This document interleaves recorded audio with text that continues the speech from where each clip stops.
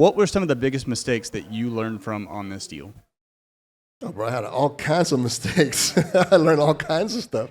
First, number one, there's rules in place for a reason. There's a lot of seasoned investors that came before you, and they set up these rules, and all you got to do is just follow the rules. And one of the best rules you can follow is don't buy more than 70% minus repairs. 70% minus repairs. 70% minus repairs will keep you very much safe when you're flipping. Don't be hopeful, be negative. This is when you're buying, that's when you have to be the negative Nancy. You cannot be the hopeful Nancy. Oh, by the way, the appraisal came back. And I don't know why, again, realtors, but she sent me the appraisal in an email. It appraised at 305. 305. Yeah, I was pissed. Your original assessment was right. Yep, and it's funny because he had the same problems as I did, and he went out there and he wrote in his notes, not enough sufficient comps, use cost approach, and we came up with 305. So they were happy once they got it back because they tried to negotiate with me, and that's how I was able to negotiate up again because now they wanted seller concessions and yada yada, and I was saying no. I said no, and we want to repair this and that. I said no. I said, look, you're already getting a property that's worth 305. You're coming in not having to put maybe even a lot of money down because you're already in equity. I said, what else you want from me? You know? So that's a really good lesson if y'all didn't catch that.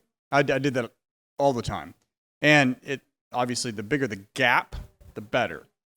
Contract price and appraisal price.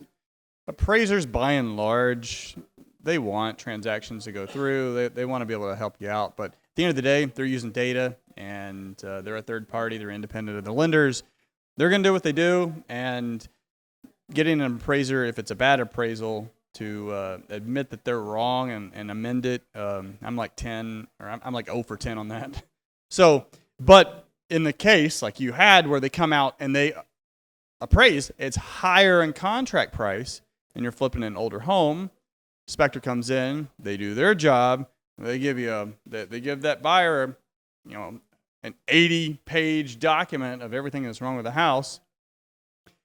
Your only hope is they got a good agent to talk them through that, but nevertheless, it can be scary for a buyer. Naturally, they're going to come back and try to do post-contract negotiations. That's where knowing that appraisal value can be very helpful in either adjusting price to higher to compensate, or just saying no, like you're getting a good deal. So knowing that, and if they don't, which very rarely is the agent going to volunteer that information, but you can push for it. 100% you can push for it. They don't have to tell you, but they know, and they know what they can do. So if their buyer has the ability, like if they have the affordability to go up in their monthly payments and have a higher loan amount and to offset some repair costs or credits or whatever, that was a big nugget. I just wanted to go on a little bit of a detour because take those when you can. It's the season of seller contributions right now. Everybody wants them, and everybody's going to ask for them. And again, you have to be a good negotiator, a good agent, because how do you know when the deal will get blown or when you can push back? Because if you don't push back, I mean, that's $7,000 that goes out of your pocket. And if you're doing 25 flips a year at $7,000 loss, that's a whole lot of money. Whole lot of money. So you got to learn to negotiate and be comfortable pushing back whenever you need to, 100%. So what changes did you implement to make sure that you don't make those same mistakes again? Well, it's not like I didn't know. It's you just can't get wild, man. And go out there, and that's why I like having good partners that are going to look at your numbers and keep it real for you. And by partners, I mean my private lenders. They would never. Some of them would have never let that fly, right? But to be honest, I wanted to let it fly anyway because I really want to learn that market, and it paid off.